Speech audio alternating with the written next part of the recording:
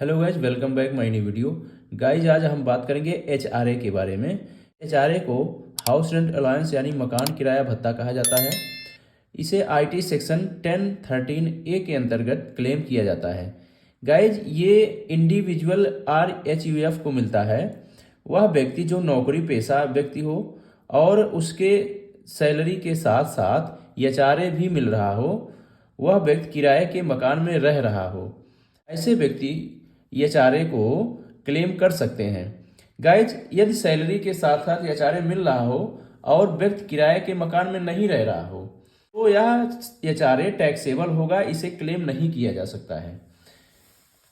यदि एचआरए ज़्यादा मिल रहा हो और रेंट कम हो तो रेंट के बराबर ही अमाउंट क्लेम कर सकते हैं।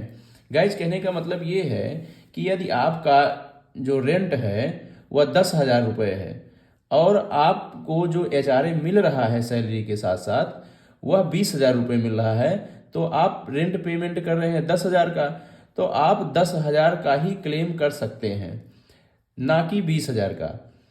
यदि रेंट जो है माता पिता को भी पे कर रहे हैं या भाई भाभी को पे कर रहे हैं, तब भी आप एचआरए को आईटी सेक्शन 1013 ए के अंतर्गत क्लेम कर सकते हैं।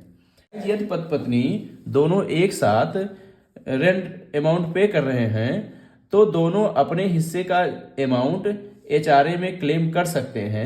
यानी मान लीजिए कि पत्नी किसी मकान में रह रहे हैं और उनका जो रेंट है वो 20,000 रुपये है, 10,000 पति 10,000 पत्नी दोनों 20,000 रुपये पे कर रहे हैं, तो उस कंडीशन में ये दोनों लोग अपने द्वारा दिया गया जो अमाउंट है उसे ये 1013 ए के तहत क्लेम कर सकते हैं।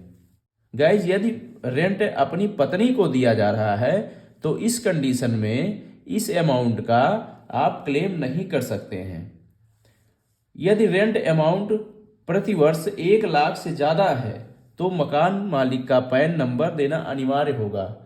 गाइज जो अमाउंट हम रेंट के तौर पे अपने मकान मालिक को पे कर रहे हैं वह 1 लाख रुपए से ज़्यादा हो रहा है 1 साल में, तो उस कंडीशन में हमें मकान मालिक का पैन नंबर भी देना अनिवार्य होगा।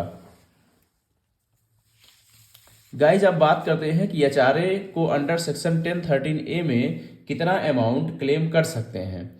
तो गाइज ये 3 कंडीशन दिए गए हैं। इस तीनों कंडीशन में जो अमाउंट सबसे कम होगा वही अमाउंट हम अंडर सेक्शन 1013 ए में क्लेम कर सकते हैं। एक्चुअल एचआरए यानी जो एम्प्लॉयर हमको एक्चुअल एचआरए दे रहा है हमारी सैलरी के साथ साथ, हम उसे क्लेम कर सकते हैं। या फिर 50% of salary basic plus DA यानी बेसिक और डीए का 50% जो होता है एचआरए उसे हम क्लेम कर सकते हैं। गाइज अगर हम मेट्रो सिटी में रह रहे हैं जैसे दिल्ली, मुंबई, कलकत्ता या चेन्नई में रह रहे हैं, तब वहाँ पे ये फार्मूला लागू होगा, यानी 50% तो मेट्रो सिटी में लागू होगा। अगर दूसरे शहर में रह रहे हैं तो वहाँ पे 40% का ही फार्मूला लागू होगा।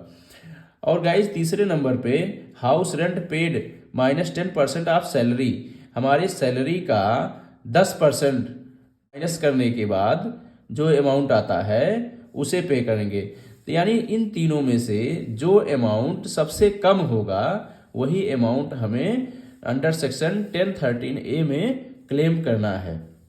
गाइज अगर हमारा होम लोन चल रहा है और हमें एचआरए अपना क्लेम करना है तो क्या इसे हम क्लेम कर सकते हैं कि नहीं, तो इसमें यह आपको फैसिलिटी मिल जाती है कि आप होम लोन और एचआरए क्लेम कर सकते हैं।